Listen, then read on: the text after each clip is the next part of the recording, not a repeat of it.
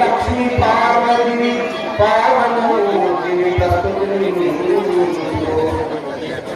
నా మనసమందున నిలిచి మంగళవాక్షరి సాగని సన్మౌళి జనాశ్రితావరద మన్ననదే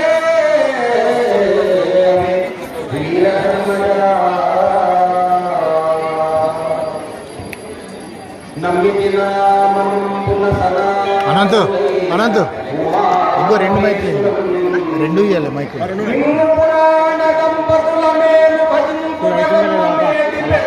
అవుతుంది పైన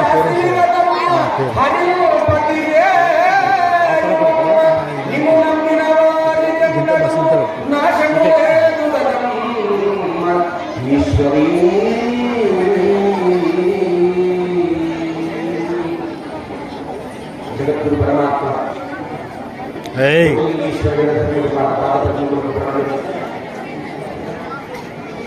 అలాగే కార్తీక మాస బహుళ అమావాస్య పూర్ణతిథి సమయంలో మక్తల్ పట్టణంలో ఏర్పాటు చేయబడినటువంటి అతి సుందరమైన భవ్యమైన మనోహరమైన వైభవోపేతమైన ఉమామహేశ్వర స్వామి దేవాలయంలో ఏర్పాటు చేయబడినటువంటి దీపోత్సవ కార్యక్రమానికి విచ్చేసినటువంటి గురుతుల్యులు మఠాధిపతులు సిద్ధలింగేశ్వర స్వామి వారి యొక్క శరణములకు శ్రీచరణములకు సదా వారికి నమస్కారములు అందిస్తూ అలాగే ఈ సభా వేదికలో ఉండేటటువంటి మన ప్రముఖమైనటువంటి ప్రియమైనటువంటి ఈ పుర ప్రముఖులు నాయకులు శాసనసభ్యులు మొదలైనటువంటి వారంతా కూడా చిన్నలు పెద్దలు ఎంతో సుందరంగా చిన్న పిల్లల నుండి మొదలుకొని పెద్దవారి వరకు ఆహారంతా కూడా కోలాహలంగా ఈ చివరి కార్తీక మాసంలో దీపాన్ని ముట్టించుదాము దీప వెలుగులలో మేము అనంతమైనటువంటి సౌఖ్యాలను పొందుదాము అని అందరూ కూడా ఇచ్చినటువంటి ప్రియమైనటువంటి ఆ అమ్మలకు అయ్యలకు బాలబాలికలకు అందరినీ కూడా నేను సవినయంగా వారికి శరణాగతి తెలియజేస్తూ భక్తులారా ఆత్మబంధువులారా ఈనాడు మనము మన సనాతనమైనటువంటి సాంప్రదాయంలో ఏ శుభకార్యం చేసినా ఏ విధమైనటువంటి కార్యాలు చేసినప్పటికీ కూడా మనకు దీపము అనేటటువంటిది ప్రధానమైనది మన సనాతనమైనటువంటి ధర్మంలో. అందుగురించే శాస్త్రం ఏమని చెప్తుందో తెలుసునా జ్యోతిర్గమయ అంటే ఎక్కడ జ్యోతి వెలిగింపబడుతుందో అక్కడ తమస్సులు చీకటి అనేటటువంటిది అది నిర్మూలమైపోతుందట. అందువల్లనే ఆ చీకటిని నిర్మూలన కావడానికని ఆ జ్యోతి ప్రకాశాన్ని మనం వెలిగిస్తూ ఉంటాము. అందుగురించే మహానుభావుడు ఒక మాట అన్నారు, ఏమని అంటే దీప్యతి ఇతి ప్రకాశ అంటే దివ్యమైన వెలుగును ఇవ్వగలిగినటువంటిదే దీపం అంటాడు. దివ్యమైన అంటే మహిమాన్వితమైన అని అర్థం. అంటే మహిమాన్వితమైనది అంటే ఒక్క దీపం వెలిగించినంత మాత్రమే ఏమి మహిమ కలుగుతుంది అంటే మీరు ఆలోచించండి. చూడండి, లక్షలాది కోట్ల దీపాలు వెలుగుతున్నాయి, కానీ ఆ ఒక్క విద్యుత్ దీపాన్ని తీసుకొని ఇంకొక దీపాన్ని మనము ముట్టించగలమా? ముట్టించలేదు. కానీ మన దగ్గర చెముడుతో కూడుకున్నటువంటి ఆ నువ్వుల నూనెతో కూడుకున్నటువంటి దీపం ఉన్నది. ఆ దీపముతోన లక్ష దీపాలను కూడా వెలిగించగలిగినటువంటి శక్తి ఈ దీపానికి ఉన్నది. అందుగురించే భారతీయ సనాతనమైనటువంటి సాంప్రదాయంలో దీప జ్యోతి అంత గొప్పది. దీపము వలన పొందొక దీపము ప్రభవించినట్టు తేజం దశగము భాగవతం చెప్తుంది. అంటే నిజంగా చెప్పాలంటే తండ్రి ఒక దీపము లాంటి వాడు. నీ పుణ్యతను వలనను ఈ పుత్రకుడు ఉద్భవిల్లి నీ పుణ్యతను వలనను ఈ పుత్రకుడు ఉద్భవిల్లినంతయు నొసగు దీపము వలనను దీపము ప్రభవించినట్లు తేజము బెసగము. ఆనాడు దుష్యంత మహారాజు శకుంతలకు పుట్టినటువంటి కుమారుడు భరతుడు. ఈ భరతుడు ఎట్లొచ్చినాడు మన సనాతన ధర్మంలో? హైందవ ధర్మం ఎట్లొచ్చింది అంటే అప్పుడు వశిష్ఠ మహాముడు చెప్తాడు, ఏమని అంటే, అరే నాన్న, ఈ యొక్క శరీరము 6 చక్రాలతో కూడుకొని ఉన్నదిరా, నవరంధ్రాలతో కూడుకున్నటువంటి ఈ శరీరం లోపల ఒక దీప కణిక వెలుగొందుతున్నది. ఆ ఆ దీపగలిగ ఆత్మజ్యోతి. ఆ ఆత్మజ్యోతి ఆ స్త్రీ యొక్క తల్లిదండ్రుల యొక్క గర్భములో ఉండేటటువంటి శుక్ర శోణితముల చేత ఒక వెలుగు ముద్దగా మారి, ఆ వెలుగు ముద్ద ప్రేమము ముద్దగా మారి, ఆ ప్రేమము ముద్ద పిండముగా, ఆ పిండము ఏమైతుంది అంటే 9 నెలల పాటు గర్భము లోపల ఉండి, ఆ 7వ నెలలో పరమేశ్వరుడు ప్రాణం పోయగా 9వ నెలలో ఒక దీపజ్యోతిగా తల్లిదండ్రుల యొక్క ముద్దులమైన ముద్దుల కుమారుడుగా, ముద్దుల కూతురుగా వెలుగొందుతుంది అని చెప్పి మనం వేదము చెప్పింది. అంటే వేదము ఎంత గొప్పదో మీరు ఒకసారి ఆలోచన చేయండి. ఏమనుకుంటామంటే ఇందులో ఉన్న చెవులు ఉన్నంత వరకే దీపము వెలుగుతుంది, కానీ ఆ చెవులు పోయిన తర్వాత దీపము శాంతి అవుతుంది. అలాగుననే ఏమి ఘటము, ఏమి బ్రతుకు, ఏమి శరీరము, ఏమి మోహము, ఏమి సుఖము, ఏమిటివి ఎన్నటిగైనను చావు సిద్ధమి, భూమిన ఇట్టి జన్మము పుట్టిన గిట్టిన మోక్షమే నా స్వామి కథా సుధామృత రసగ్రత జన్మిన ముక్తిరమునే ధీరుడకాళహస్తి జగదీశ్వర సాంబ శివ మహాప్రభో. దీపజ్యోతి గురించి ఆ మహానుభావుడు శివుడితో మొరపెట్టుకుంటాడు. ఏమని మొరపెట్టుకుంటాడంటే, ఓ పరమాత్మ, నీవు ఆ జ్యోతిని, ఆ యొక్క ఆత్మజ్యోతిని, ఆ జీవనను కొనసాగించేటటువంటి జ్యోతిని నా శరీరములో నింపినావయా. ఈ శరీరం యొక్క ప్రమిద, ఆ ప్రమిదలో ఆ జ్యోతి ఉన్నది. మరి ఏమి ఘటన ఇది, ఎన్నాళ్ళు ఉంటుందో ఎన్నాళ్ళు పోతుందో తెలియదు. బాల్యం వస్తూ ఉన్నది, చూస్తూ ఉండగానే ఉన్నది, చూస్తూ ఉండగానే ముసలితనం వస్తున్నది. ఏనాడు కూడా నీ పాదపద్మముల సేవ నేను చేయలేదు కదా. ఇల్లున్నప్పుడే దీపం చక్కబెట్టుకోవాలి అంటారు. అంటే దీపం ఉన్నప్పుడే ఏ పదార్థాలు, ఏ సామాన్లు ఏ గదిలో ఉన్నాయి అని అన్ని చూపెట్టుకోవాలట. ఆ దీపము శాంతి అయిన తర్వాత మనం ఏమన్నా చేయగలమా? ఏమీ చేయలేము. కానీ మనము గుడిలో దీపం ఉంచడానికి ఏమి ఉద్దేశం అంటే, అరే నాన్న, హారతి కర్పూరములాగా ఈ శరీరం అడిగిపోతున్నదిగా, ఏనాడైనా ఒక ధర్మకార్యం చేసినవా? ఏనాడైనా గుడిలో వెళ్ళి మన సమైక్యత భావంతో, ఐక్యత భావంతో, నేను భారతీయుడము, నీవు భారతీయుడము, పొరుగువాడు కూడా అన్న, ఇతరులు కూడా చెల్లెమ్మ, తల్లి తండ్రి అందరూ కూడా మనమందరం ఒకటి, మనమంతా కూడా మన దేశానికి జ్ఞాన జ్యోతిని, అహింస జ్యోతిని, శౌర్య దీపాన్ని మనం ముట్టించుకోవాలి, మన జాతిని మనం కాపాడుకోవాలని ఏనాడైనా మనం భావించుకున్నామా? లేదు. ఎవరింట్లో వాళ్ళు దీపాలు ముట్టించినారు, ఎవరి దారిలో వాళ్ళు పోతున్నారు అంతే తప్ప. కానీ గర్భగుడిలో ఉండేటటువంటి ఆ జ్యోతి మనకి ఏం చెప్తుంది అంటే, నానా, నీలో ఉన్నటువంటి ఆ యొక్క దేవుడిని, నీలో ఉన్నటువంటి ఆ ఆత్మ జ్యోతిని, ఆ యొక్క మృత్యువు రాక మొదలే, ఆ ఆయుష్ అనేటటువంటిది తరగల మొదలే, నీలో ఉన్నటువంటి చెవులంతా కూడా నశింపక మొదలే నీవు ఆత్మజ్ఞానాన్ని పొంది దేశాన్ని రక్షించమని చెప్పింది దీపజ్యోతి అని చెప్పింది. అందరూ కూడా నేను తెలియజేసుకుంటూ ఉన్నా. అందుగురించే ఈనాడు ఇంతమంది దీపజ్యోతులను వెలిగించడానికి వచ్చినారయా. అందుగురించి మన తెలుగు పద్యం ఒక పద్యం చెప్తాడు తెలుగు కవి, దీపాన్ని గురించి చెప్తూ ఏమంటాడు తెలుసిన, నాయన నీకు లక్ష్మి కావాలనా, లక్ష్మి కావాలని అంటే ఇంట్లో దీపాన్ని ముట్టించు. నాయన నీకు సరస్వతి జ్ఞానం కావాలని అనుకుంటే అజ్ఞాన తిమిరాంగస్య జ్ఞానాంజన శలాకయ చక్షురు లీలమ్యేన తస్మై శ్రీ గురవే నమః. ఆ గురువు పాదపద్మములకు నీవు సమర్పణ చేసుకొని ఒక దీపాన్ని ముట్టించు, నీకు జ్ఞానం వస్తుంది. అందుగురించి ఏమని చెప్పినారు అంటే, దీపం అనేటటువంటిది ఏదైతే ఉన్నదో ఆ దీపము నీకు జ్ఞానాన్ని ఇవ్వగలదు, కాదు లక్ష్మిని కూడా ఇవ్వగలదు. అందుగురించే ఇల్లాలు చదువు ఇంటికి వెలుగు అని అంటారు మన ప్రభుత్వంలో ఉన్నటువంటి వాళ్ళందరూ కూడా. అంటే ఇల్లాలు చదువు ఇంటికి వెలుగు అంటే అర్థమేమి? చదువుకున్నటువంటి మహిళ, చదువుకున్నటువంటి ఆ యొక్క కాంత ఒక పార్వతిలాగా, ఒక లక్ష్మిలాగా, ఒక సరస్వతిలాగా సాంప్రదాయబద్ధంగా ఇంట్లో ఒక పార్వతీదేవి లాగా చక్కగా తయారయ్యి పాదాలకు పసుపు రాసుకొని చక్కటి బొట్టు పెట్టుకొని గాజులు గడమగలం అంటూ ఉండగా ఓం నమః శివాయ అనంతసారి ఓం నమః శివాయ, ఓం నమో నారాయణాయ, శ్రీమాత్రే నమః, ఓం శ్రీమాత్రే నమః, ఓం శ్రీ గురుదేవాయ నమః, ఓం శ్రీ గురుదేవాయ నమః. ఏ నామమన్నా ఒక నామాన్ని స్మరించుకుంటూ ఎవరైతే దైవ భక్తితో ఎవరైతే వంట చేస్తారో అటువంటి వాళ్ళ ఇంట్లో కదా ఎవరొస్తారు అని అంటే, నారాయణుడు రాకపోయినా కూడా నారాయణుని చిటికెన వేలు పట్టుకొని లక్ష్మీదేవి వెళుతుంది అని చెప్పి మీ అందరూ కూడా నేను తెలియజేసుకుంటున్నా. అది దీపానికి ఉన్నటువంటి ప్రాధాన్యత.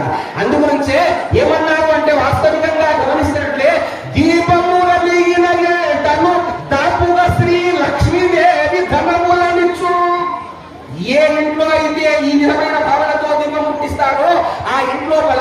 లక్ష్మీదేవి దాపుగానే వెళ్తుందట. ఎట్లా వెళ్తుందట? దాపుగా. ఎవరికి చెప్పకుండానే లక్ష్మీదేవి పోతుందట. చాలా మంది ఉంటారు, ఎవరికి చెప్పకుండా ఎందుకు పోతుందని అంటే 10 మందికి చెప్తే మనం ఊరుకుంటామా? నేను పలానా వాళ్ళు ఇంటికి పోతున్నానంటే ఆ వాళ్ళింటికి వెళ్ళిపోతామని చెప్పి అడ్డుపడి ఇంట్లో పక్కదారి పట్టిస్తాం మనం. ఎందుకంటే ఆ లక్ష్మీదేవి మా ఇంటికి రావాలి అని అనుకునే వాళ్ళమే తప్ప పక్క వాళ్ళ ఇంటికి పోవాలని ఎవరనుకుంటారా? అందుగురించి లక్ష్మీదేవి ఎప్పుడైనా కూడా గుర్తుపెట్టుకోండి, ఒకరింటికి రావాలి అని అనుకుంటే పరిశుభ్రత ఉంటే లక్ష్మీదేవి వస్తుంది, పవిత్రత ఉంటే లక్ష్మీదేవి వస్తుంది, ధర్మం ఉంటే లక్ష్మీదేవి నిలకడగా నిలబడుతుంది. అందుగురించే దీపము కలిగిన ఏటను దాపుగా శ్రీ లక్ష్మీదేవి ధనములనిచ్చు కాపాడుచుండి మనుజుల పాపములను పారద్రోలి పరముకు చేర్చు. ఎల్లప్పుడూ కూడా నిన్ను కాపాడుతూ ఉంటది. అంతేకాదు నీ పాపలన్నీ కూడా పటాపంచలైపోయి నీకు కైవల్యాన్ని కలిగించేటటువంటి జ్యోతియే ఆ జీవన జ్యోతి, ఆ జ్ఞాన జ్యోతి. అదే ఇప్పుడు దేవాలయంలో ముట్టించేటటువంటి మరి అనుభవైకవేద్యమైనటువంటి అమ్మవారి జ్యోతి. ఈనాడు నేను ఇక్కడికి రాగానే అప్పుడు గత సంవత్సరంలో పార్వతీ పరమేశ్వరులను చక్కగా ఇక్కడ చిత్రపటంలో ఉంచినారు. కానీ ఈనాడు చూడండి ఇక్కడ ఏమున్నది అని అంటే అమ్మవారు ఉన్నారు. అమ్మవారు ఎటువంటి వారో తెలుసునా? నిజంగా చెప్పాలంటే అమ్మవారు ఏకజ్యోతి. గుర్తుపెట్టుకోండి, అమ్మవారు ఎవరు? ఏకజ్యోతి. శంకరాచార్యుల వారు అంటారు, బ్రహ్మ విష్ణు మహేశ్వరులకు కూడా నీవు జ్యోతి రూపంలో నీ యొక్క పాద ధూళిలో ఉండేటటువంటి ఆ యొక్క ధూళిని వాళ్లకు నీవు విరజిమ్మడం వల్లనే కదమ్మా బ్రహ్మంతటి వాడు సృష్టి చేస్తున్నాడు. విష్ణు అంతటి వాడు నీ పాద ధూళిని 1000 శిరస్సులతో కూడుకున్నటువంటి నాగశేషుడిని మోసుకొని ఈ భూమండలాన్నంతా కూడా పరిపాలన చేస్తున్నాడమ్మా. అదే నీ పాదముల కంటినటువంటి ఆ విభూతిని తన శరీరం అంతా కూడా శివుడు రాసుకొని ఏం చేసినాడు అంటే జ్ఞానుడైన అజ్ఞానుడైన మూర్ఖుడైన మొండివాడైనా ఎడ్డవాడైనా ఎవడైనా కూడా వాడు మరణించిన తర్వాత ఆ కళేవరముతో కూడుకున్నటువంటి శ్మశానం లోపల ఆ పూజను పూసుకొని నీకు మోక్షమిచ్చినాడమ్మా సర్వేశ్వరుడు. ఈ లోకానికంతటి కూడా అంత దయామయుడమ్మా అని చెప్పి అమ్మవారు చెప్తారు. ఎంత విచిత్రమో మీరు ఒకసారి ఆలోచన చేసుకోండి. అంటే ఇంత అద్భుతమైనటువంటి ఆ భావన ఎక్కడున్నది అంటే ఈ యొక్క దీపజ్యోతి లోపలనే ఉన్నది. అందుగురించి గుర్తుపెట్టుకోండమ్మా, ఒకసారి ఏమి జరిగిందట, ఈ లోకమంతా కూడా దీపజ్యోతులు వెలువొందుతున్నాయి. ఆ కైలాసం లోపల పార్వతీ పరమేశ్వరులు అందరూ కూడా గణేశుడికి ఏం చేసినారంటే పట్టం కట్టినారు. అందరూ కూడా గణేశుడికి సర్వదేవతలకు ఆది పురుషుడు గణేశుడు, ఈ గణేశుడికి పట్టం కడుతున్నాము, కైలాసమంతా వైకుంఠమంతా దీపాలు ముట్టించాలని చెప్పి అందరూ దీపాలు ముట్టిస్తున్నారట. ఇక్కడ ఈ మొత్తంలో ఉన్నటువంటి వాళ్ళంతా ఉమామహేశ్వర దేవాలయంలో ఎట్లయితే దీపాలు ముట్టించడానికి అందరూ కూడా వచ్చినారో అట్లా కైలాసంలో అందరూ కూడా చేరుకున్నారట. 33 కోట్ల దేవతలు చేరుకున్నారు. చేరుకున్న తర్వాత ఏం జరిగిందో తెలుసిన అందరూ వచ్చినారు. కానీ ఆదిశక్తి పరాశక్తి రూపమైనటువంటి అమ్మవారు అక్కడ లేకపోతే అందరూ కూడా అడిగినారట, ఏమమ్మా ఈ గణేశుడికి దేవతాధికారం ఇస్తున్నావు, 33 కోట్ల దేవతలకు 66 కోట్ల రాక్షసులకు దేవతాగణాలకు మరగణాలకు రాక్షస గణాలకు మరి పశుపక్షి క్రిమి కీటకాలకంతా కూడా ఆ గణేశుడే ఆధారము, గణనాథుడు. అతడికి బ్రహ్మాండమైనటువంటి పట్టాభిషేకం చేస్తుంటే నీవు లేవు అని అంటే అప్పుడు అమ్మన్నదట, నేను లేకపోవడం కాదయా, యాదేవి సర్వభూతేషు చేతనత్యభిధీయతే నమస్తస్యై నమస్తస్యై నమస్తస్యై నమో నమః. అంటే నేను చైతన్య రూపంలో కదా మీ అందరిలో ఉండడం వల్లనే మీకు ఉత్సాహం వచ్చింది, మీకు బలం వచ్చింది. నేను లేకపోవడమేమి. కాకపోతే ఒక్కటి జరిగింది. ఏం జరిగిందంటే ఈ రోజు కార్తీక మాసములో ఈ ఆదివారం. ఏ వారం? ఈ రోజు ఆదివారం. గుర్తుపెట్టుకోండి, ఈ ఆదివారం రోజున ఏ మానవుడైతే సంధ్యాకాలం లోపల ఒక్క జ్యోతి వెలిగిస్తే చాలని గుర్తుపెట్టుకోండి, 1000 సంవత్సరాల కాలం పాటు అశ్వమేధ యాగం చేస్తే ఎంత పుణ్యమో ఆదివారం అమావాస్య రోజున అసుర సంధ్య వేళ లోపల ఎవరైతే దీపం ముట్టిస్తారో అటువంటి వారు అటు 10 తరాల వారు ఇటు 10 తరాల వారు వాళ్ళు ఏమైతారు అంటే పితృలోకాలలో ఉన్నటువంటి వాళ్ళందరూ కూడా మోక్షం పొందుతారు అని చెప్పి మనకు స్వప్రాణం చెప్పింది. మీ అందరూ కూడా నేను తెలియజేసుకుంటూ ఉన్నా. అందుగురించి ఆ అమ్మవారు ఏమన్నారు అంటే, ఆయన నేను ఎందుకు ఇక్కడ ఉండడం లేదు అంటే మత్తలు పట్టడం లోపల బ్రహ్మాండంగా చిన్న పిల్లల నుండి మొదలుకొని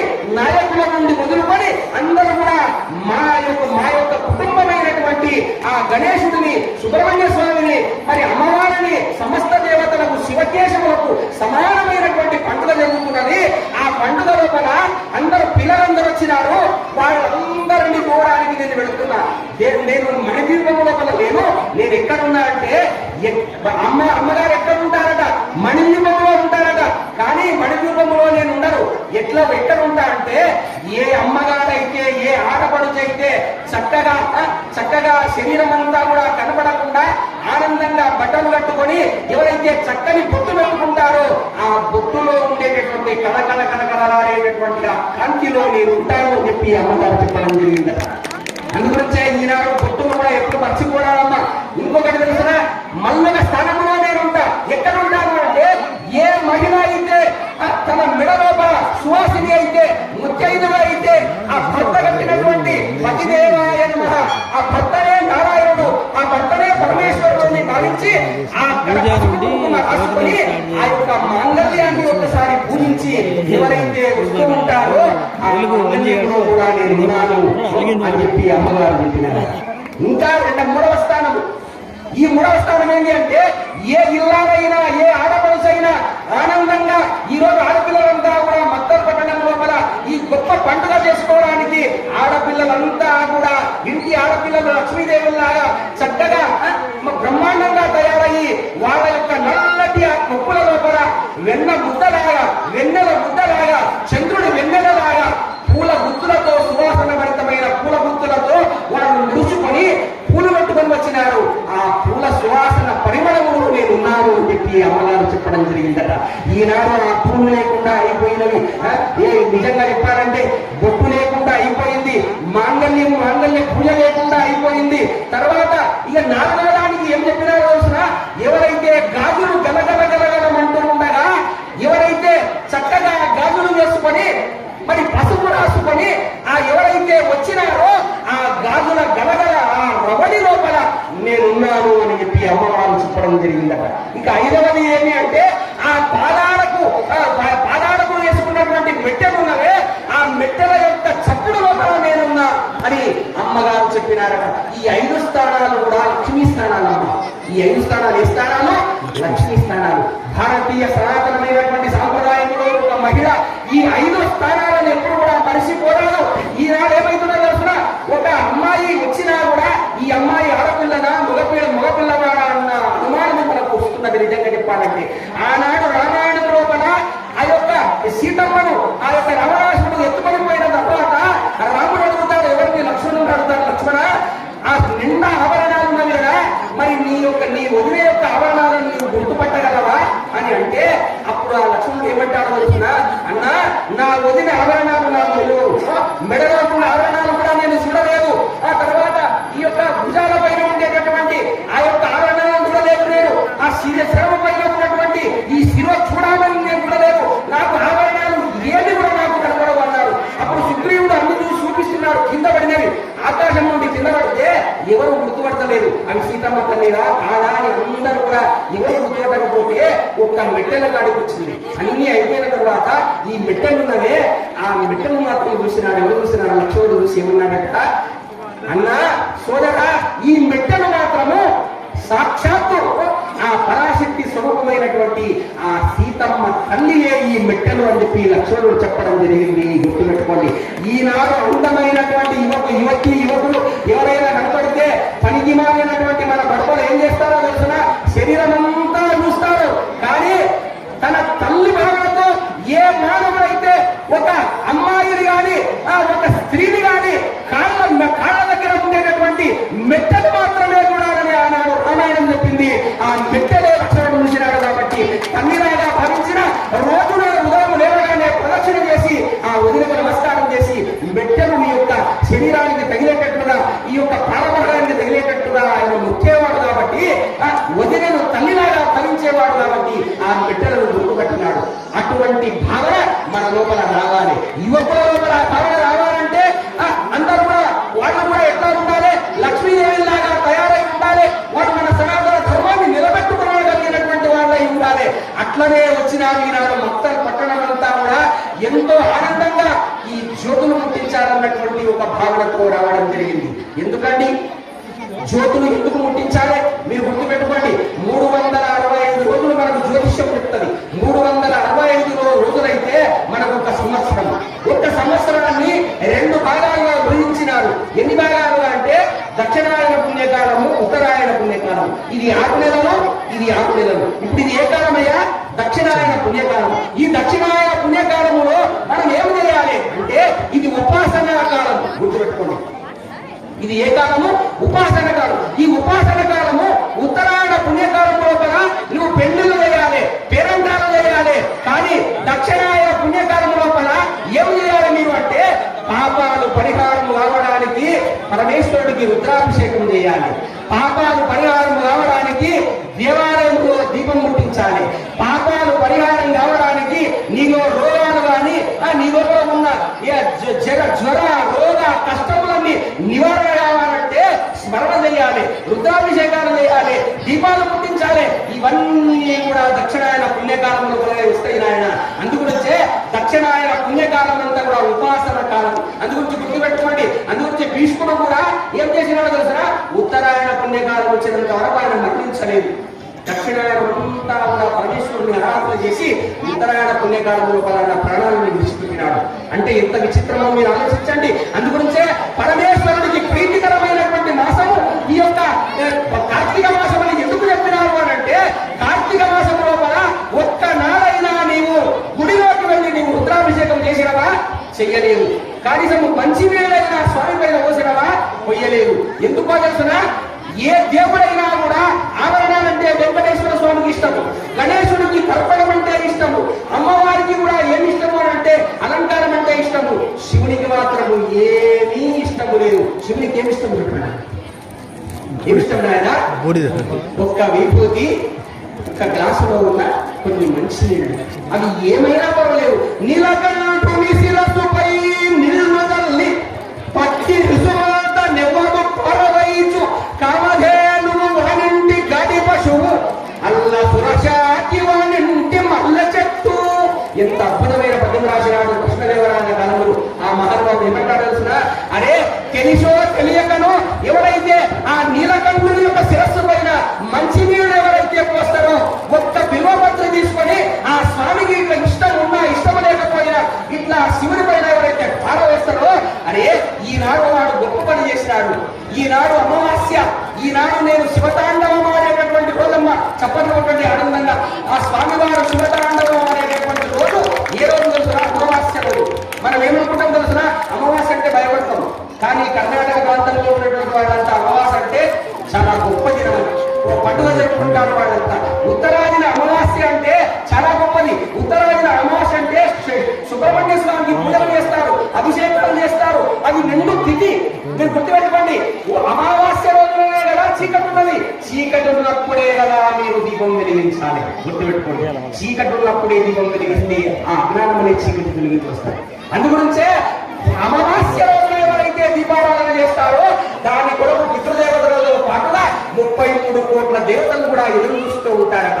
నాకు ఇంకో విషయం కూడా ఇప్పుడు గుర్తుకొస్తున్నది. గుర్తుపెట్టుకోండి, ఏ రోజైతే చతుర్దశి అమావాస్య కలిసిన రోజు ఈ రోజు మళ్ళీ ఆదివారం ఏ 2 సంవత్సరాలకు ఒకసారి వస్తుంది. ఈ ఆదివారం నాడు అందుగురించి మన సాంప్రదాయాన్ని మంట కలిపినాడు వాడు ఎవడు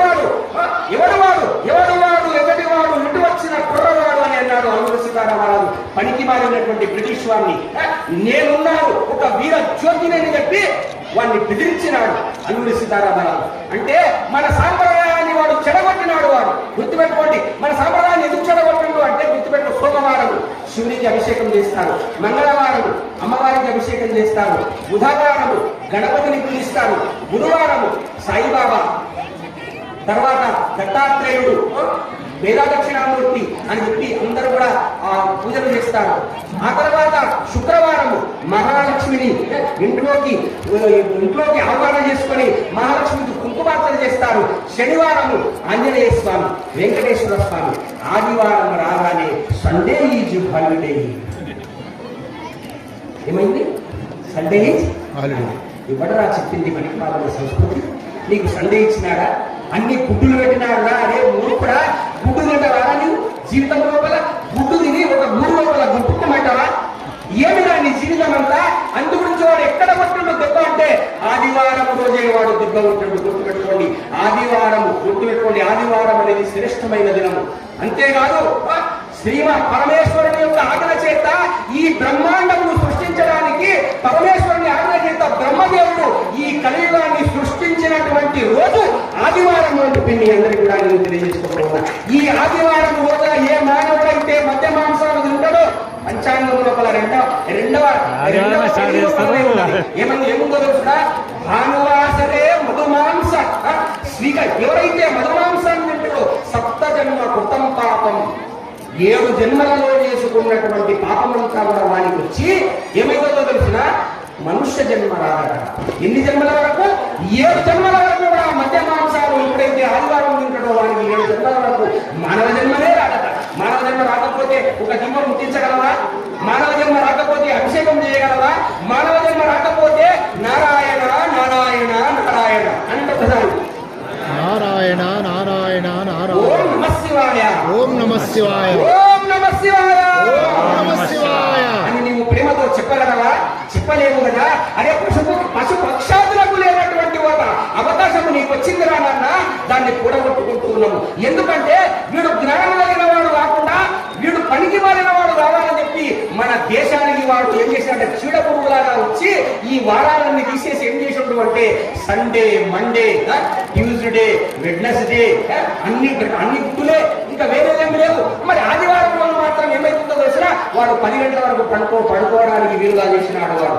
మా ఆదివారం సండే ఇష్యూ అరడే అంటాడు. ఆ రోజు 10 గంటల వరకు లేవడు, దీపం కూడా ముట్టించాడు. మరి తినేది కూడా ఏం తింటాడంటే మధ్యమాంసం సాగుతాడు. అందువల్లనే మన దేశము అభివృద్ధి పథంలోకి రాకుండా ఉన్నది సభాముఖంగా మీ అందరికీ కూడా నేను తెలియజేసుకుంటూ ఉన్నా. అందుగురించి భక్తులారా మన సంప్రదాయాన్ని మనం కాపాడుకోవాలని అనుకుంటే మనం ఏం చేయాలో తెలిసిన భాగవాసనం అంటే సూర్యనారాయణమూర్తి, సూర్యుడు గుర్తుపెట్టుకోండి. మన యొక్క జీవితంలో ముగ్గురు అఖండమైనటువంటి జ్యోతులు అని చెప్పి మనకు కార్తీక పురాణం చెప్పింది. ఆ ముగ్గురు లోపల ఎవరో తెలుసిన ఆరిపోయినటువంటి జ్యోతి ఏ జ్యోతి అంటే ఉదయం లేవగానే సూర్యుని యొక్క కిరణములు తూర్పు దిశకు ఎవరైతే ఏ అమ్మగారైతే ఏ అయ్యగారైతే వెళ్ళి ఒక రాగి చెంపులో మన ఎర్రటి పూలు తీసుకొని రక్తవర్ణం, రక్త పుష్పం, రక్తగంధం అవన్నీ కూడా వేసి ఆ యొక్క 7 గుర్రాలతో కూడుకున్నటువంటి ఆ మహానుభావుడికి ఒక్కసారి అర్ఘ్యమిస్తే గుర్తుపెట్టుకోండి, ఎంతటి రోగమైనా కూడా సంవత్సర కాలం లోపల అది తగ్గకపోతే నన్ను అడగండి అని చెప్పి శుభముఖంగా మీ అందరికీ కూడా నేను తెలియజేసుకుంటున్నాను. ఇది శాస్త్రమే చెప్పింది. అందులోంచి ఆరోగ్యము బాగాలేదు అంటే అరే పరిగిమాలోడా నువ్వు 9 గంటలకు నిద్ర చేస్తున్నావు, అందుగురించి ఆరోగ్యం పాడితే ఆరోగ్యం భాస్కరాన్ని ఇచ్చేదంటాడు. ఆరోగ్యం ఎవరి చేతిలో ఉన్నది అంటే సూర్యుని యొక్క చేతిలో ఉన్నది. సూర్యుడు ఒక దివ్య జ్యోతి, ఆగిపోని జ్యోతి, 2 జ్యోతులు పరమేశ్వరుడు ఈ లోకానికి అందించినాడు. ఒకటి సూర్యుడు, రెండవది చంద్రుడు. ఒకసారి ఆకాశం వైపు చూసి చప్పట్లు కొట్టింది ఆనందంగా చూడండి. ఒకసారి ఆకాశం వైపు చూడండి. అంటే చంద్రుడు యొక్క చల్లని వెన్నెల కాంతులు ఈ కార్తీక మాసం అంతా కూడా విరజిల్లుతూ ఉంటాయి. చంద్రుడు ఆనందంగా ఆ యొక్క దేవతలు, ముక్కోటి దేవతలు అమృతాన్ని కురిపించడానికి చంద్రుడు ఆయన తన యొక్క కిరణములను ఈ కురిపిస్తూ ఉంటే దేవతలందరూ నదులలో వెళ్ళి స్నానం చేసి వెళ్ళిపోతే ఆ పుణ్య ఫలితమంతా కూడా నీళ్లు ఏం చేస్తాయంటే స్వీకరించి ఉంటాయి. ఆ నీళ్ల లోపల ఎవరైతే మనుషులు స్నానం చేస్తారో అటువంటి వాళ్ళు తెలిసో తెలియకనో వాళ్ళు ఆరోగ్యవంతులు ఉంటారు. అందువల్లనే ఈ యొక్క శివస్వాములంతా కూడా, అయ్యప్ప స్వాములంతా కూడా ఎంత తెలిసినా ఎంత తెలియకపోయినా బలవంతంగానైనా వాళ్ళు 5 గంటలకు స్నానం చేస్తారు. అప్పటి ఆనందంగా దానివల్ల ఏమైతుంది, 41 రోజుల లోపల వాడు ఏమైతున్నాడంటే తిన్నవాడు తాగినవాడు గుర్తుపెట్టుకోండి. ఒక 45 రోజుల కింద వాళ్ళ అమ్మగారు వాళ్ళ భార్య కూడా ఏమంటుంది అంటే ఏమే ఆడి తాడి వచ్చినవా పోయినవా అనేటాడు. ఎప్పుడు ఆ యొక్క వేషధారణ వేసుకోగానే స్వామి స్వామి స్వామి స్వామి స్వామి స్వామి అంటారు. ఎంత విచిత్రమైన ఆలోచన చేయండి, ఆలోచించండి. మీకు ఎంత పెద్ద పీడ వేసినారో అయ్యప్ప స్వాములకు, ఎంత పెద్ద పీడ వేసినారో శివస్వాములకు. ఒక 45 రోజుల పాటు నువ్వు నిష్టగా ఉండి 3 పూటలా నువ్వు స్నానం చేసి అసుర సంధ్య వేళలో అంటే ఉదయం సంధ్య సాయం సంధ్య లోపల నువ్వు స్నానం చేస్తే దివ్యమైనటువంటి 72,000 నాడులు, అంతేకాదు 33 కోట్ల రోమములు, అంతేకాదు ఆ నవరంధ్రాలలో ఉండేటటువంటి ఆ పంచ ప్రాణములన్నీ కూడా ద్విగుణీకృతమైపోతాయి. తర్వాత నోటి ఉన్న వాళ్ళు ఏం చేస్తారు? ఓం నమః శివాయ చెప్పండి ఒకసారి. ఓం నమః శివాయ, ఓం నమః శివాయ, ఓం నమః శివాయ, నమో నారాయణ నారాయణాయ. ఓం నమో నారాయణాయ. ఓం నమ శివాయ. ఓం నమ శివాయ. నిలకడగల వాడుతూ ఉండగానే నోటి నుండి నమస్కారం చేసుకుంటా అయ్యప్ప అయ్యప్ప అయ్యప్ప ఓం నమ శివాయ స్వామియే శరణమయ్యప్ప అని ఆ నామస్మరణ చేయడం వలన అన్ని సంవత్సరాల ఒక సంవత్సర కాలం పాటు చేసినటువంటి పాపాలన్నీ కూడా ఒక్క 45 రోజులలో పచ్చడిపోతున్నాను. కానీ ఏం చేస్తాం? 45 రోజులు మాత్రమే నా జీవితంలో మన ఏమైనా జీవితంలో 45 రోజులే నా జీవితంలో ఉండాలి కాదు కాదు. శతవర్షముల దాకా మితము చెప్పిరి గాని నమ్మరాల మాట నిమనమున బాల్యమందో మంచి ప్రాయమందో లేక మునిమియందో లేక ముసలియందో ఊరనో అడివినో ఉదట మధ్యమునలో ఎప్పుడో ఏ వేళలో జీవి వెళ్ళడం సత్యము ఎప్పుడు ఏ సమయంలో తెలవరాలన్నా జీవితంలో ఒక మహానుభావుని అడిగినారట. అడిగితే ఒక స్వామీజీ ఇటువంటి స్వామీజీ లాంటి వారు వచ్చినారట. వస్తే అయ్యా మానవుని యొక్క ఆయుష్ ప్రమాణం ఎంత అని అడిగినారట. అడిగితే నాలాంటి విద్య నేర్చుకున్నటువంటి పండితుడు ఏమన్నాడట? 100 సంవత్సరములు అన్నాడు. ఎన్ని సంవత్సరాలు? 100 సంవత్సరములు ఉన్నాడు. అంటే అప్పుడు ఆయన అన్నట తప్పు 100 సంవత్సరములు కాదు, మానవుని యొక్క ఆయుష్ ప్రమాణం ఎంత అంటే 7 రోజులు. చెప్పండి ఎన్ని రోజులు? ఈ స్వామి ఇట్లంటున్నాడు. అరే 100 సంవత్సరములు అని మనం అనుకుంటున్నాము, 7 రోజులే మనం బతికేది. బాగా గుర్తుపెట్టుకోండి. ఎట్లా ఇది అంటే అప్పుడు ఆ స్వామీజీ చెప్పినాడు. ఏమి చెప్పిండో తెలుసునా నాయన, ఈ యొక్క కాలపురుషుడికి ఏమున్నది అంటే సంవత్సర కాలంలో 2 పాదాలు ఉన్నది. ఆ 2 పాదాలలో దక్షిణాయనము ఉత్తరాయణము అయితే అందులో విభజించినారు. ఆ విభజించినటువంటి కాలాల లోపల గడియలున్నవి, విగడియలున్నవి, దినములున్నవి. మరి దినాలు ఏమున్నవి అంటే 7 రోజులు ఏమున్నవి. ఆ 7 రోజులు ఏమిటివి అంటే ఆదివారము, సోమవారము, మంగళవారము, బుధవారము, గురువారము, శుక్రవారము, శనివారం. నీవు ఇప్పుడు చనిపోయినా ఈ వారాల్లోనే చనిపోతుంది తప్ప ఇక మిగతా వారాల్లో చనిపోతావు. చనిపోతారా? చనిపోరు కదా. మరి మీకు ఎన్ని సంవత్సరాల ఆయుష్ ప్రమాణం చెప్పండి? ఆయుష్ ప్రమాణం నీకు ఎన్ని రోజులు? 7 రోజులే. అరే జీవితంలో 7 రోజులే నేను బతుకుతున్నాను. ఏ సమయంలో వస్తుందో, ఇంటి బయట వస్తుందో, ఇంటి ముందర వస్తుందో, ఏది గుడి ముందర వస్తుందో, అడవిలో వస్తుందో, ఎక్కడ వస్తుందో, నా యొక్క ఈ యొక్క మృత్యువు ఎప్పుడు వస్తుందో, ఎప్పుడు వస్తుందో అయినా నేను గురువారం పట్టుకున్నా, నేను ధర్మంగా ఉన్నా, నేను జ్ఞానంతో ఉన్నా. ఇప్పుడైనా నేను జ్ఞానంతో ఉండి నా లోపల ఉండేటటువంటి అజ్ఞానాన్ని తొలగించుకొని నేను మోక్షాన్ని పొందుదాము అని చెప్పి ఈ సేవలో కూడా నేను పాల్గొంటున్నాను. చదువుకున్నటువంటిది ఎంతవరకు ఉంటుందా? సంపాదించింది ఎంతవరకు ఉంటుందా? గుర్తుపెట్టుకోండి. ఎంతవరకు ఉంటుంది? సంపాదించింది ఎంతవరకు ఉంటుంది? ఎప్పుడు కూడా శాశ్వతముగా నేను గుర్తుపెట్టుకోండి. నీవు సంపాదించుకున్నటువంటి ధనమంతా కూడా కను మూసి కను తెరిచినంత లోపల ఏమైపోతుంది అంటే అది కర్పూరములాగా అయిపోతుంది. ధనమార్జించని పురుషుడు ధనమున్నను దానము సగ తలపని నరుడు కనికరము లేని మనుడు వినయము లేనట్టి బిడ్డకు తగలబారా. 3వ తరగతిలో ఉన్నది బాలాశక్తి. చెప్పండి కొట్టండి ఆనందంగా మన సాంప్రదాయం. అరే ధనమున్న తర్వాత దానం చేయాలన్నా కార్తీక మాసం వచ్చింది కాబట్టి 5 ధర్మాలు తప్పక చేయాలట. ఏమని? కార్తీక మాసే సంప్రాప్తే పంచకృత్యాన్ని కురు అని అంటారు. మొట్టమొదటి ఏంటిది? స్నానం, దీపం, దానం చ రుద్రాభిషేకం చ విశిష్యతే అని చెప్పినారు. ఏం చేయాలి? స్నానం చేయాలి. ఆ స్నానం ఎప్పుడు చేయాలి? 6 గంటల లోపలనే చేయాలి. ఆ తర్వాత దీపం ముట్టించాలి. ఆ దీపం కూడా ఎప్పుడు ముట్టించాలి? దీపం అంటే 6 గంటల లోపలే నీవు తులసికార దీపం ముట్టించి, ఇంట్లో కూడా దీపం ముట్టించి, నీ పతిదేవుడు, మీ అత్త మామలు అందరూ కూడా మా అత్త మామలు బాగుండాలి, నేను బాగుండాలి, మా పిల్లలందరూ కూడా మావాళ్ళు, అన్న తమ్ముడా అన్న భావన ఒక్క భారతదేశంలో తప్ప మిగతా ఏ దేశాలలో కూడా ఈ సంస్కారం పెట్టుకోండి. అందుగురించి మొన్న కోటి దీపోత్సవం చేస్తే ప్రపంచంలో ఉన్నటువంటి వాళ్ళంతా కూడా ఏం చేస్తున్నారో తెలుసిన? వాళ్ళందరూ కూడా ఆ భాగ్యనగరానికి మేము ఏ పండుగకు రాము కానీ ఒక్క కోటి దీపోత్సవానికి మాత్రం మేము కొన్ని లక్షలు ఖర్చు పెట్టుకొని ఆ దీపోత్సవాన్ని చూడడానికి వస్తున్నారు అంటే ఎంత విచిత్రమో మీరు ఒకసారి ఆలోచన చేసుకోండి. మన దీప జ్యోతికి ఎంత ప్రాధాన్యత ఉన్నదో మీరు ఆలోచన చేసుకోండి. అంటే మన సాంప్రదాయం లోపల ఒక్క దీపాన్ని ముట్టించి 33 కోట్ల దేవతలను ఆహ్వానం చేస్తున్నామయ్యా. ఆ దీపం కూడా ఎప్పుడు ముట్టించాలి? ఇది ఒక్కటి చెప్పి నేను పూర్తి చేయడానికి ప్రయత్నం చేస్తా. ఎందుకంటే నిజంగా మా స్వామీజీ రావడం వలన సాక్షాత్తు పరమశివుడే ఇక్కడ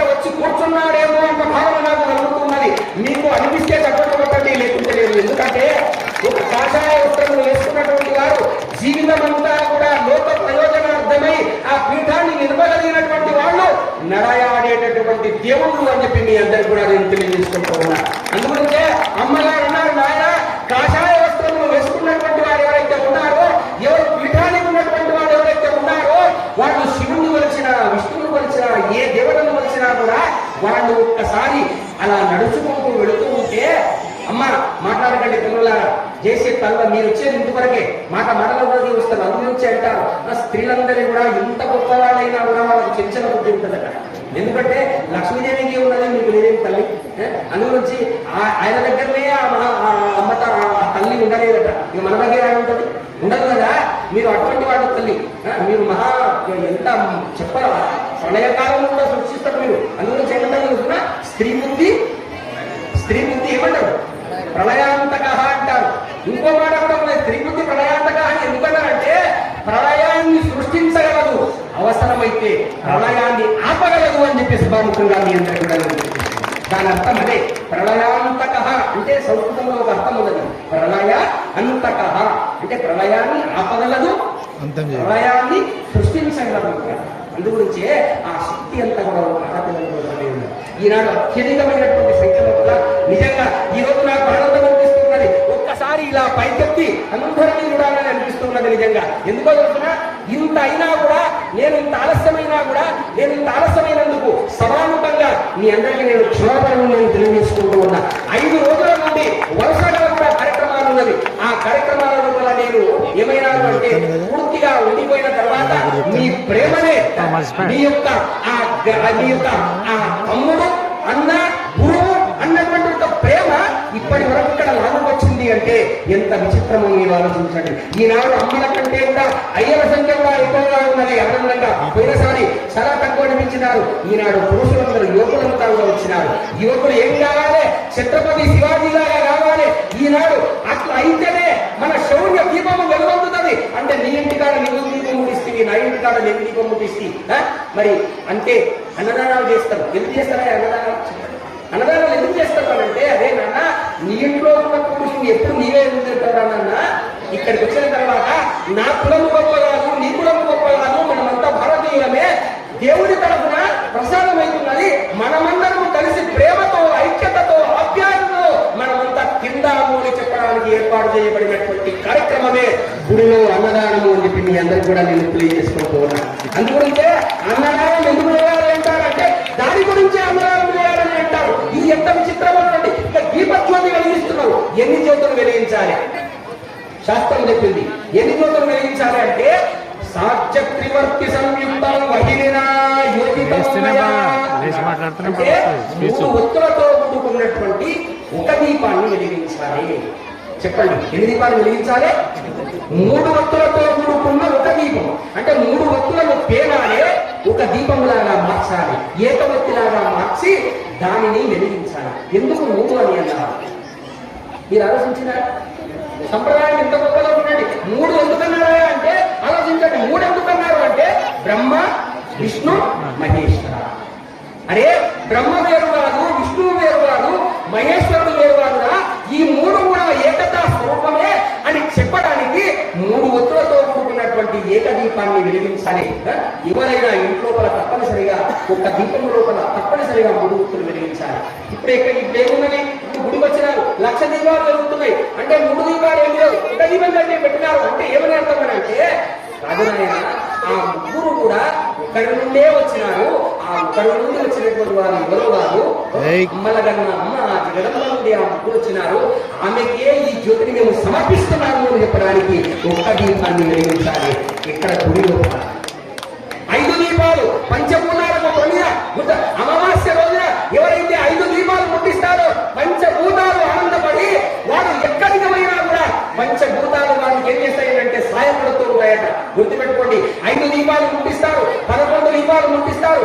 ఏకాదశ రుద్రులు అని అంటారు. 11 దీపాలు ముట్టిస్తే, 11 కంటే ఎక్కువ ముట్టిస్తే అమితమైనటువంటి పుణ్యం కలుగుతుంది. గుర్తుపెట్టుకోండి, 1,00,000 దీపాలు ముట్టించినటువంటి వారు బ్రహ్మ పదవులు పొందుతారట. చెప్పండి ఆనందంగా మనకు ఏది కార్తీక పురాణం 1,00,000 దీపాలు ముట్టిస్తే బ్రహ్మత్వం వస్తుందట.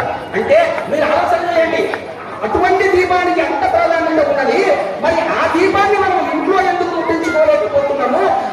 మనము ప్రేమను ముందుకు పొందలేకపోతున్నాము? మన సనాతనమైన ధర్మాన్ని మనము ఎందుకు విడిచిపెడుతున్నాము అని చెప్పి మీరందరూ కూడా ఆలోచన చేయాల్సినటువంటి అవసరం ఉన్నది. అందుగురించి అమ్మగారు ఒకటే ఒక మాట అన్నారు. అమ్మ నిజంగా చెప్పాలంటే పుట్టినప్పటి నుండి మొదలుకొని తాను ఈ శివైక్యము చెందేటంత వరకు, ఆ సమాజ నిష్ఠలోకి వెళ్ళేటంత వరకు కూడా ఏ నాడు కూడా అమ్మగారిని అడిగితే అమ్మ నేను ఏం చేయాలి తరించాలంటే అంటే అమ్మ ఏం చెప్పిందో తెలుసిన? యోగం చేయమని చెప్పలేదు, ధ్యానం చేయమని చెప్పలేదు, ఏమీ చెప్పలేదు. ఏమన్నా తెలుసిన? అరే భారతదేశంలో పుట్టినందుకు నువ్వు పుణ్యాత్ముడవరానన్నా, అన్ని ప్రాణుల లోపల కూడా ప్రేమ ఉన్నది, అన్ని ప్రాణులను ప్రేమగా నువ్వు ఒక నాలుక రుచుకున్నప్పుడు ఆశించి మేకలను కానీ గొర్రెలను కానీ వీటన్నిటిని కూడా వేయకుండా నీవు తప్పనిసరిగా అహింస పరమో ధర్మ. ఒకసారి చెప్పాలమ్మా అందరూ చెప్పండి. అహింస పరమో ధర్మ. అహింస పరమో ధర్మ. ఈ ధర్మాన్ని ఎవరైతే పాటిస్తాడో వాడు మాల వేయకున్నా పర్వాలేదు, వాడు జపము చేయకున్నా పర్వాలేదు, ఏమి చేయకున్నా పర్వాలేదు, ఈ జన్మ లోపల వాడు ధరించకపోయినా పర్వాలేదు. మరి ఒక్క మెట్టు ఎక్కి గత జన్మ లోపల నీకు తెలుసుకున్నా తెలియకపోయినా అమ్మవారే చేతుబట్టి వారిని గుంజుకొని ఏం చేస్తుందట? మోక్షానికి తీసుకుని పోతుందట. అందుగురించే ఆ ధర్మాన్ని అమ్మవారు చెప్పడం జరిగింది. కాబట్టి ఒక పసి బాధ్యురాగా మీ అందరి సన్నిధానంలోకి నేను రావడం నిజంగా చెప్పాలంటే మా యొక్క రాజ్యాది నేతలంతా కూడా ఇక్కడ ఉన్నారు, పదవులలో ఉన్నటువంటి వాళ్ళందరూ కూడా ఇక్కడ ఉన్నారు. కానీ పదవులు ముఖ్యము కాదు, మనకు సమయం ముఖ్యము కాదు. ఏది ముఖ్యము అంటే జ్ఞానముతో కూడుకున్న అమృతము ముఖ్యము అని భావించుకొని ఇంతసేపు కూడా ఆనందంగా వాళ్ళు విరగలుగుతున్నారు అని అంటే గుర్తుపెట్టుకోండి, ఇది కూడా ఒక తపస్సే. ఇది కూడా ఒక తపస్సు. తపహ వినడం కూడా ఒక తపస్సే. వినడం తపస్సు కాబట్టి ఈ విన్నదాన్ని కొంచెమైనా కూడా మీరు ఆచరణలో పెట్టినారు అని అనుకోండి, అప్పుడు మీ జీవితాలు అనేటటువంటివి ధరించడానికి అవకాశం ఉంటుంది. కాబట్టి ఒక గుర్తుపెట్టుకోండి, ఎప్పుడైనా కూడా ఇల్లు 4 అంతస్తులు ఉన్నదా 5 అంతస్తులు ఉన్నదా అని చూడరు. గుర్తుపెట్టుకోండి, ఆ ఇంటి లోపల దీపము వెలగడానికి సంస్కారవంతమైనటువంటి ఒక ఇల్లాలు ఉన్నదా లేదా అని చూస్తారు. ఇల్లాలను చూసి ఇల్లు చూడాలి కానీ మరి ఇల్లాలు లేకుండా ఇల్లు ఎవరు కూడా చూడరు భారతదేశంలో. అది మీ అందరికీ కూడా నేను తెలియజేసుకుంటూ ఉన్నా. అందుగురించే ఇల్లాలే దేవత. గుర్తుపెట్టుకోండి, ఇల్లాలే దేవత కాబట్టి ఆమె దైవ కార్యంలో ఉండాలి. రేపటికి ఆనాడు శివాజీకి జ్ఞానం లేదు, శౌర్యం లేదు, ఆయన పిరిగితనము. ఎంత పిరిగితనము అంటే ఉరుదాటడు మహాడు ఉత్త పిరిగి. కొంతమంది ఏమంటారు తెలుసా? నేను అట్లా చేస్తా ఇట్లా చేస్తా, మొత్తం ఎవరైనా యుద్ధాన్ని వస్తే నేను కత్తి పట్టుకుంటా, నేను కొడుతాను అంటే కానీ రాత్రి 10 కాగానే ఉరుదాటడు మహాడు ఉత్త పిరిగి పొలి మీద కూడా కాకపోయేటవాడు. ఏమన్నా అంత పిరిగితనం ఎవరు ఊరికి పోసిందా? ఆనాడు ఝాన్సీ లక్ష్మీబాయి ఆనాడు దేశం కొరకు ఎంత తోడ్పాటు అయ్యింది, దేశాన్ని రక్షించడానికి ఆమె కత్తి పట్టింది అన్న ఛత్రపతి శివాజీ జిజియాబాయి. ఆమె ఏం చేసిందో తెలుసిన? రక్తము నూరిపోసి, శౌర్యాన్ని నూరిపోసి శివాజీని ఏం చేసింది అంటే దేశాన్ని కాపాడడానికి ఆమె ఏర్పాటు చేసింది. ఈనాడు ఇంత ధర్మంతో మనం ఉండగలిగాము అంటే ఆ శివాజీ ఆనాడు చేసిన త్యాగ భావన అని చెప్పి